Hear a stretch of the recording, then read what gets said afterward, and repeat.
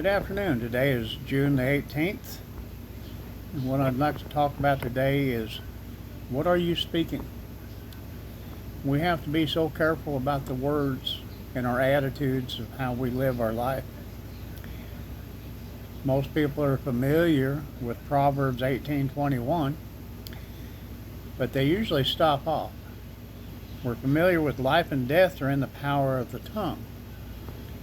But what they forget to do is continue on down where it states, and those who love it will indulge, and it will eat the fruit and bear the consequences of their words. So it's not just what we speak, but it's what we're going to reap by what we speak. You best to speak life into yourself and those around you.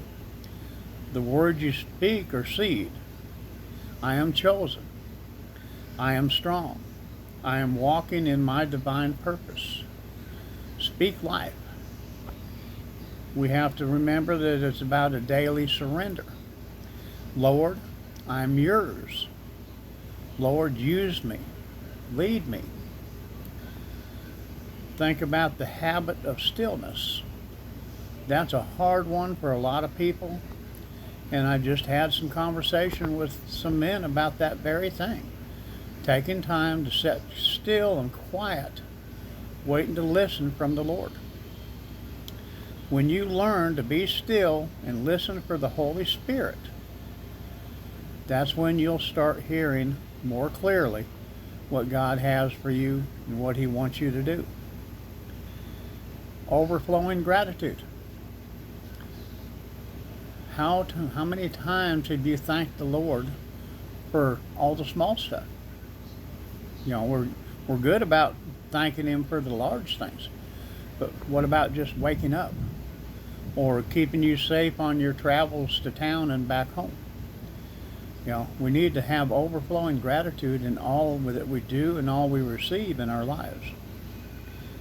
And bold action. You know, step out. Don't be afraid to step out. If God has asked you to do it, He will make it work. But you have to step out in faith and be bold about it. And recognize when temptation comes at you. It's not going to come with a pitchfork and a tail and big horns and, flashy lights.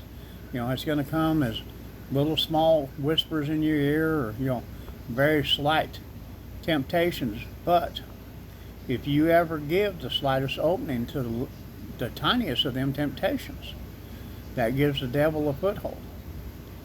So the best thing to do is as soon as you recognize the temptation, chop it off at the knees, rebuke it. Get rid of it. Don't even entertain it at all. Something that I've found, some quotes that I have been reading regularly, and one is, God didn't anoint you for approval. He anointed you for impact. Our lives need to be an impact for the kingdom. We need to be out sharing the word. Something that you can do is ask the Holy Spirit. He's our guide, our helper. Ask Him on a daily basis. Holy Spirit, fill me. Holy Spirit, teach me. Holy Spirit, protect me. And Holy Spirit, renew my spirit. Use these words and these techniques. It's about being fully surrendered to the Lord. That is a secret that I am just now learning, is to be totally surrendered so that God can move in your life. What you receive in the church or in teaching is not meant to be kept inside you. It's meant to be spread throughout the world and your entire environment.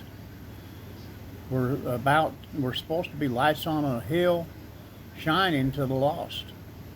And unless we show that light, People are going to be wandering around lost, which they already do that enough of now, because people are not speaking truth. So, need to get out into the world, let your light shine, and help guide others to the Jesus and the Father. I pray blessings over you. We'll talk to you tomorrow. Bye.